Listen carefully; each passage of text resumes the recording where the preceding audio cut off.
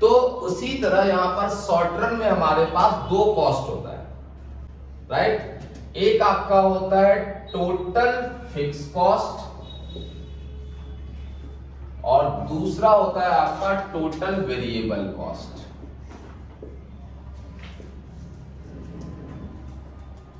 ठीक है, short run में हमारे पास दो कॉस्ट आता है, फिक्स कॉस्ट और वेरिएबल कॉस्ट।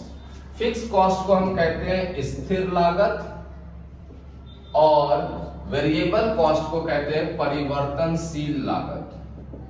परिवर्तनशील लागत, समझ में आ रही बात? ठीक है, जैसे फॉर एग्जांपल मैंने आपको बताया था कि मान लीजिए ये बिल्डिंग है, इस बिल्डिंग में मैं बच्चे को पढ़ा रहा हूं, चाहे मैं 0 बच्चे को, एक भी बच्चे को ना पढ़ाओ या मैं 100 बच्चे को पढ़ाओ, जो मेरा लैंडलॉर्ड है वो तो पूरा पैसा लेगा। बच्चे नहीं आ रहे वो किराया तो नहीं छोड़ेगा ना। अब बच्चे बहुत भर के आ रहे तो ऐसा थोड़ी मैं उसको ज्यादा किराया दूंगा, नो। तो ऐसे कॉस्ट को हम कौन सा कॉस्ट कहते हैं? फिक्स कॉस्ट कहते हैं। अरे रिसेप्शन में नीचे बिठाया है, रिसेप्शन पर चाहे बच्चे आए ना आए उसकी तो सैलरी देनी है ना मुझे एवरी मंथ, तो उसकी सैलरी कौन सा कॉस्ट है? फिक्स कॉस्ट है। तो we can say that fix cost refers to that cost which does not change by changing in output। ठीक है, फिक्स कॉस्ट वो कॉस्ट है जो आउटपुट के साथ चेंज नहीं होता। जैसे यहां पर आउटपुट मैंने लिया है 0 1 2 3 4 5 और यहां पर फिक्स कॉस्ट सब पे 10 है तो यहां पर भी 10 ही होगा। अगर 0 पे 10 है तो 1 पे भी 10 है, 2 पे भी 10 है, 3 पे भी 10 है, 4 5 सब पे 10 है, ये चेंज होगा ही नहीं। तो ऐसे कॉस्ट को हम कौन सा कॉस्ट कहेंगे? फिक्स कॉस्ट कहेंगे। इसके एग्जांपल में क्या ले सकते हैं? Rent of building. Rent of building ये कौन सा कॉस्ट है? आपका फिक्स कॉस्ट है। सैलरी ऑफ परमानेंट वर्कर कौन सा कॉस्ट है? फिक्स कॉस्ट है। इंटरेस्ट ऑन कैपिटल कौन सा कॉस्ट है?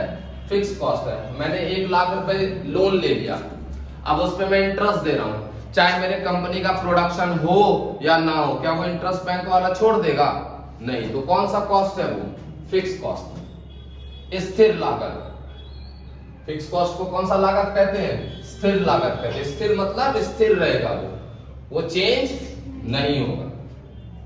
अगर इसको आप डायग्राम पे प्रेजेंट करेंगे तो यहां पर याद रखिएगा एक्स एक्सिस पर हमेशा आउटपुट,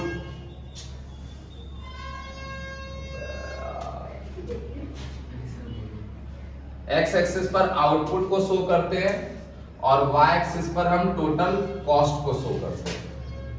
तो आउटपुट चाहे मेरा 1 है, 2 है, 3 है, 4 है, 5 है, अगर कॉस्ट 10 है 0 पर तो सब पर क्या है? 10 है। 1 पर भी 10 है, 2 पर भी 10 है, 3 पर भी 10 है, 4 पर भी 10 है और 5 पर भी क्या है? 10 है। ऐसे कॉस्ट को हम क्या कहते हैं? Fix cost. क्लियर है? पेपर में क्वेश्चन आता है 1 मार्क का, Which cost is a parallel to the x axis? ये x axis के क्या है? पैरेलल है, तो वो कौन सा कॉस्ट होगा? Fix cost. या which cost is a horizontal line? कौन सा कॉस्ट होगा? Fix cost. ये कभी भी चेंज नहीं होगा। आया समझ में? लेकिन वेरिएबल कॉस्ट एक ऐसा कॉस्ट है जो आउटपुट के साथ चेंज होगा। मैं फॉर एग्जांपल मैं ये मार्कर बना रहा हूं, तो जितना ज्यादा मैं मार्कर बनाऊंगा उतना ज्यादा प्लास्टिक खरीदने पड़ेंगे मुझे, यस और नो? है ना? तो ये यहां पर प्लास्टिक मेरा रॉ मटेरियल कौन सा कॉस्ट है? वेरिएबल कॉस्ट है। जितना ज्यादा मार्कर बनाऊंगा उतना लेबर से मुझे काम करवाना पड़ेगा, तो लेबर का कॉस्ट कौन सा कॉस्ट है? वेरिएबल कॉस्ट है। जो कॉस्ट आउटपुट के साथ, उत्पादन के साथ चेंज होता रहता है, उत्पादन बढ़ेगा कॉस्ट भी बढ़ेगा, उत्पादन कम होगा कॉस्ट भी क्या होगा? कम होगा। तो ऐसे कॉस्ट को कहते हैं वेरिएबल कॉस्ट, मतलब परिवर्तनशील लागत। राइट? तो we can say that total variable variable cost refer to those costs which change by changing in output. ये वो कॉस्ट है जो उत्पादन के साथ परिवर्तन करता है। अगर आपने वेरिएबल कॉस्ट सही से समझ लिया तो समझ लो पूरा कॉस्ट समझ जाओगे। सबसे मेन जो समझना है आपको वो क्या समझना है? वेरिएबल कॉस्ट समझना है। ये है खोड़ा कॉलोनी, अभी इसका दिवाली तक चलता रहेगा।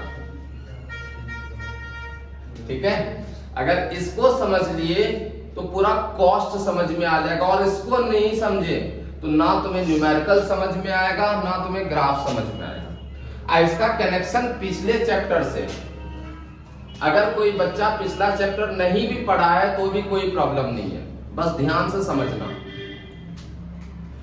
पिछले चैप्टर में मैंने पढ़ाया था कि स्टार्टिंग में अगर हम लेबर को बढ़ाते हैं, लेबर को क्या करते हैं तो प्रोडक्शन जो है पहले से ज्यादा मिलता है। याद करो, पढ़ाया था मैंने, टीपी इंक्रीजिंग रेट पे मिलता था, कुल उत्पादन बढ़ती दर पर बढ़ता था, है ना?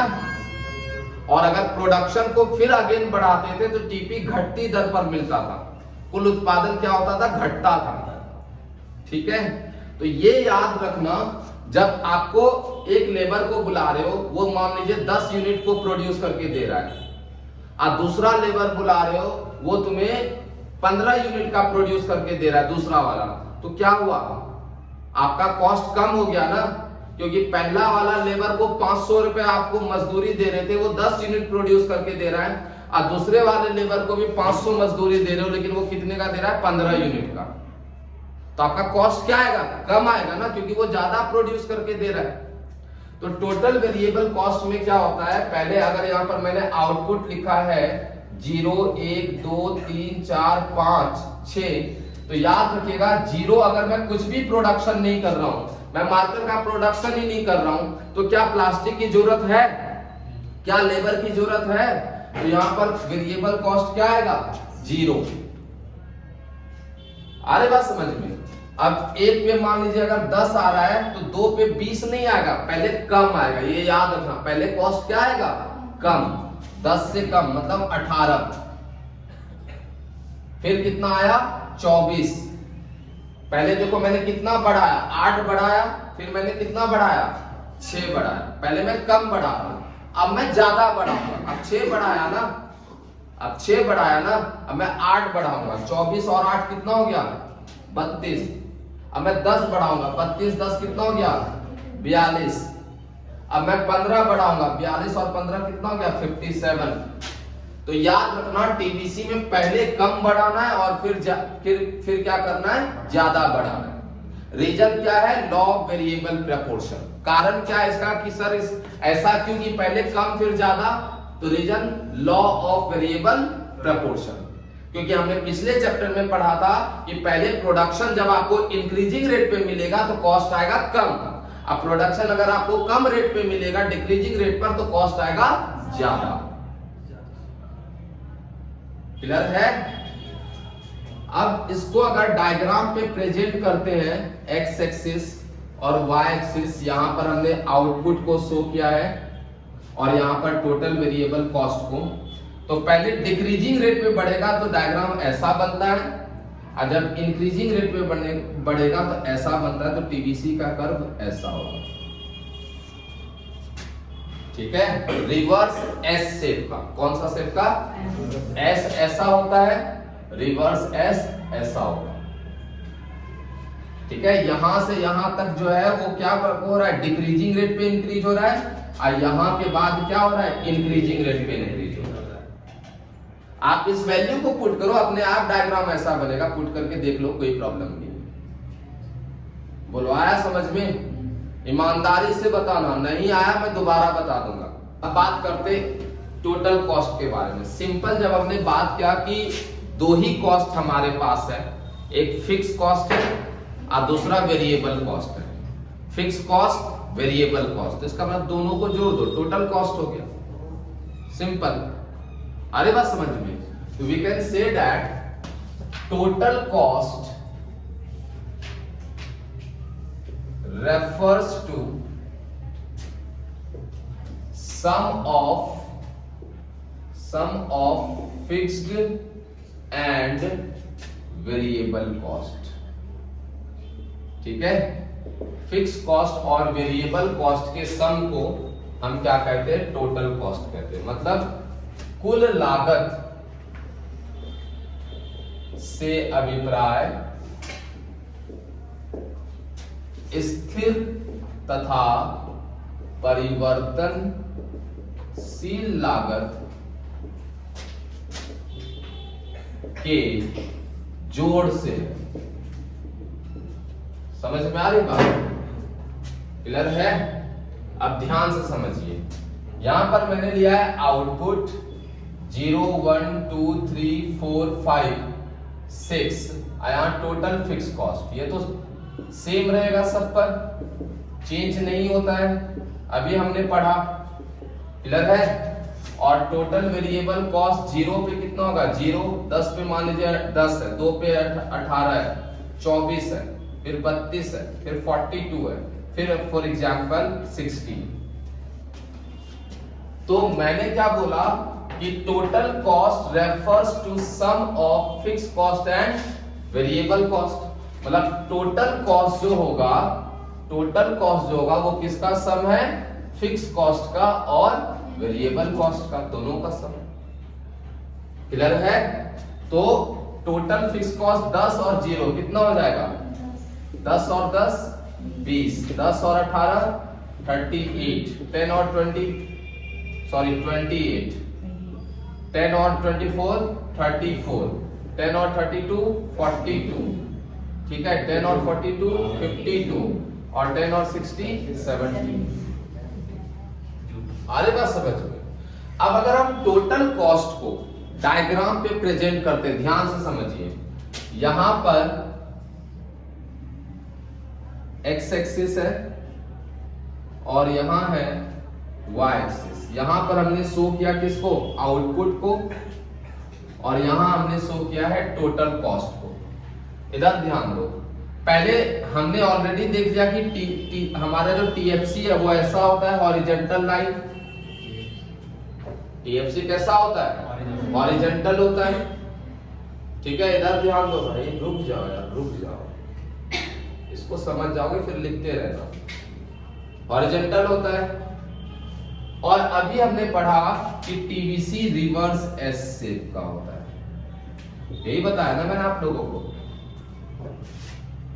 क्लियर है यहां तक? ये तो पहले ही बता दिया मैंने, एक ही में दोनों को ड्रॉ कर दिया। कोई दिक्कत यहां तक? कोई दिक्कत? अब एक बात बताओ, टीसी 0 पर टीसी कितना है और टीएफसी कितना है? क्योंकि 0 जब कुछ भी प्रोड्यूस नहीं करेंगे तो हमारा एक ही लागत होता है, फिक्स कॉस्ट, वेरिएबल तो होता ही नहीं। तो 0 आउटपुट पर टीएफसी और टीसी दोनों क्या होगा? सेम होगा। लेकिन जैसे जैसे आउटपुट बढ़ेगा फिर टीसी भी क्या होता है? बढ़ता रहता है।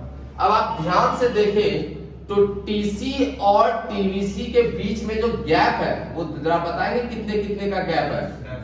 10-10 का गैप है, क्योंकि हमने यहां पर कितना जोड़ा है? मतलब टीसी और टीवीसी के बीच का जो डिफरेंस है, जो अंतर है, वो समान है। यस और नो? तो जब उसको हम डायग्राम में प्रेजेंट करेंगे तो कर्व में भी डिफरेंस क्या होगा? इक्वल होगा। होगा या नहीं होगा?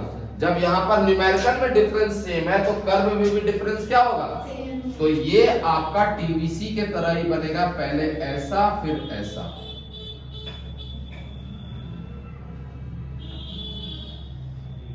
ये आपका टीसी कर्व होता है। आया समझ में? ये जो गैप है ना इन दोनों के बीच का जो गैप, ये गैप कौन सा गैप है? टीएफसी। टीएफसी सब पर सेम होता है, इसीलिए सब पर गैप भी क्या होगा? सेम होगा। तो TVC curve, TC curve TVC के क्या होता है, पैरेलल होता है, समानांतर होता है। क्यों समानांतर होता है, क्योंकि इन दोनों के बीच का जो अंतर है टेन, वो क्या रहता है हमारा, फिक्स रहता है, सेम रहता है। क्लियर है? मैंने ऐसे बताया है, लेकिन आप ये वैल्यूज पुट करके बताओ ताकि आपको एक ट्रस्ट हो जाए कि नहीं ऐसा ही डायग्राम बनता है। That clear to all? आ रहा है समझ में? नोट करो।